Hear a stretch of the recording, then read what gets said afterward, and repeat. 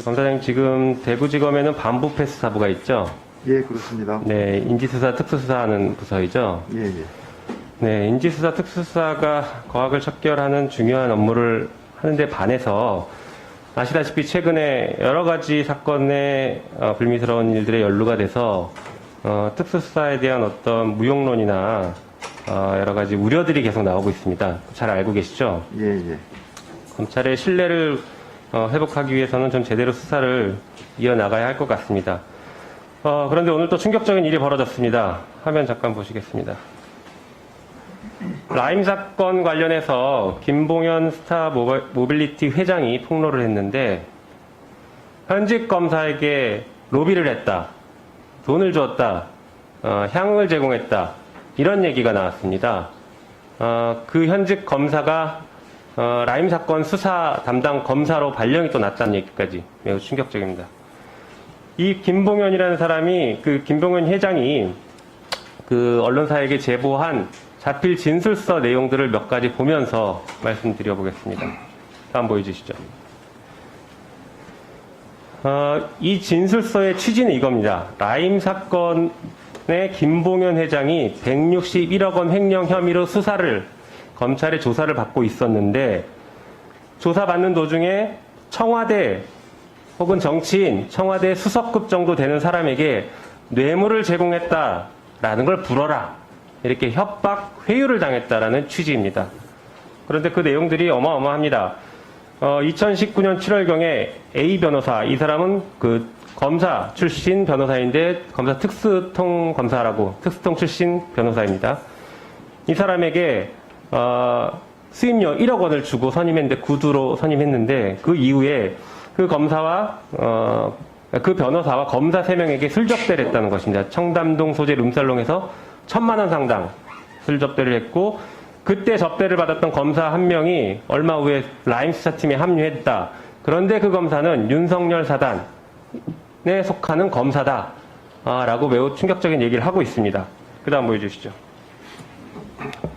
그리고 2020년 5월 말 남부지검에서 그 조사를 받으러 갔더니 그 본인이 전에 술접대 자리에서 만났던 그 검사가 수사 책임자였다라고 하면서 이런 얘기를 합니다.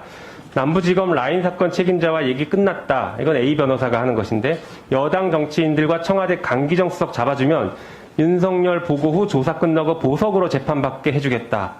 이런 회유를 합니다. 당시 협조하지 않으면 본인 사건 공소금액 엄청 키워서 구형 20년, 30년 준다고 협박했다라고 합니다. 이게 계속 반복되고 문제가 지적되는 일들이 지금 여기서 또 벌어지는 것입니다. 다음 보여주시죠. 그러면서 또 이런 얘기도 합니다. 검사장 출신 야당 유력 정치인 변호사에게 수억 지급했다. 그래서 라인펀드 판매와 관련된 어떤 로비를 했는데, 자기가 검사한테 이 로비 했던 거를 얘기했더니 그건 듣지도 않더라는 겁니다. 이건 무슨 얘기냐면, 여당 청와대 수석만 타겟해놓고 나머지 야당 정치인 들을 필요 없다. 검찰이 그렇게 수사했다는 얘기입니다. 전형적인 기획수사이고 표적 수사를 했다라는 얘기를 하고 있는 것이죠. 그리고 A 변호사가 아까 말씀드린 특수통 출신 변호사인데 이렇게 얘기했답니다. 처음 본인이 검거 당시에 첫 접견 때부터 윤 총장에게 힘을 실어주려면 강력한 한방이 필요한데, 그러려면 청와대 수석 정도는 잡아야 한다. 그래야 본인, 여기는 그 김봉현 회장을 말하는 것이죠. 본인이 살 수 있다라고 했답니다.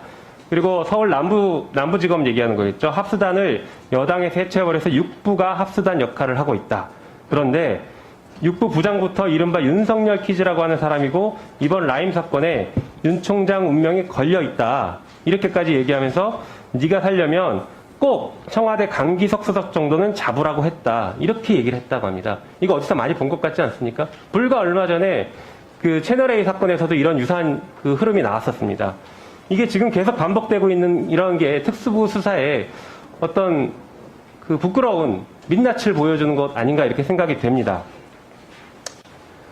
그 다음 페이지 있던가요? 네. 자, 지금 그 보시는 것처럼 펀드 사기, 이 사건이 원래 펀드 사기였습니다. 그 수사로 가다가 갑자기 정치인에 대한 뇌물 사건으로 흘러가는 듯 하더니 오늘 폭로로 인해서 검찰의 비리 사건으로 다시 돌아왔습니다. 이 어마어마한 사건이 발생한 것입니다. 우리가 그렇게 부르짖었던 검찰개혁의 필요성을 보여주는 상징적인 사건이 또 반복돼서 나온 것 아닌가. 부원 의원은 그렇게 생각합니다. 이런 사건들 많이 보셨을 겁니다. 제가 대표적인 사건 몇 개 말씀드려 보겠습니다. 소위 말해 특수부가 조작을 했다, 사건 표적 수사를 했다라고 의심받고 있는 사건들인데, 잘 아시는 한명숙 총리 사건, 이 부분도 최근에 폭로가 있었죠.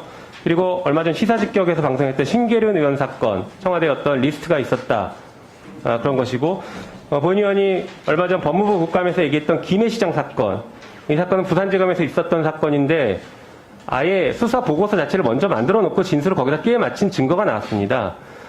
특수부 수사가 이런 식으로 흘러가고 있는데, 이게 이번 라임 사건도 역시 그 특수부 수사의 문제점, 조작 사건이나 표적 수사를 한 것에 리스트를 하나 더 올리는 게 아닐까, 본 의원은 그게 심히 우려스럽습니다. 자, 그러면 이렇게 특수부 수사가 특정 표적 수사나 끼워 맞추기 수사를 하는, 혹은 기우제식 수사라고도 하는데, 이렇게 하는 몇 가지 공식들, 공통점들이 있습니다. 방금 말씀드렸던 이 사건들의 공통점을 한번 제가 읊어보겠습니다. 첫 번째가 횡령 수사를 하다가 뇌물죄 수사로 갑니다. 특히 정치권의 뇌물 수사로 넘어갑니다. 이때 횡령 금액을 줄여주거나 구형량을 낮게 해준다는 옵션은 같이 들어가죠. 두 번째가 그렇게 되면 횡령 수사 중단하고 뇌물 수사에 집중합니다. 그때부터 뇌물 수사만 온통합니다. 이 사건 역시 김봉현 회장이 그렇게 얘기합니다. 자기 사건은 총 10번 정도밖에 안 했고 일주일에 3번씩 불렀는데 거의 다 청와대 수석에 대한 뇌물 사건 수사만 했다, 그런 질문만 했다는 것이죠. 게다가 야당 정치인 얘기했더니 그건 듣지도 않는답니다. 그리고 검찰에 그 뇌물을 제공했던 얘기를 해도 그것도 듣지도 않는답니다. 오로지 청와대 수사만 했다라는 것이죠. 자, 세 번째는 피의자를 많이 불러놓습니다. 막 계속 부릅니다. 계속 불러서 진술을 하게 하고, 근데 진술을 자기가 정해놓은 대로, 검찰이 정해놓은 대로 진술을 하게 만들고, 틀리면 계속 바꾸게 하고 설명해주고, 짜여진 수사를 했다라는 것이죠. 네 번째가 회유와 협박을 합니다. 이 사건에서도 보석을 회유하자. 아까 보셨던 것처럼 윤 총장에게 보석을 자기가 권유하겠다, 이렇게까지 얘기합니다. 다섯 번째가 언론 보도, 언론에 흘리기를 합니다. 이 사건 역시 처음에 라임 사건 수사하는 것 같더니 갑자기 강기정 수석에게 5천만 원 지급했다, 이렇게 언론에 흘리기가 시작됐습니다. 그러다가 지금 폭로로 멈춰선 것이죠. 그 다음에 마지막에는 검사가 원하는 진술 위에는 다른 거 전혀 듣지 않습니다. 이런 걸 보면 검찰이 지금 수사를 통해서 정치를 하고 있는 게 아닌가 심히 우려됩니다. 이거 매우 심각한 것입니다. 그렇기 때문에 검찰 역시 검찰개혁에 같이 동참을 해야 된다.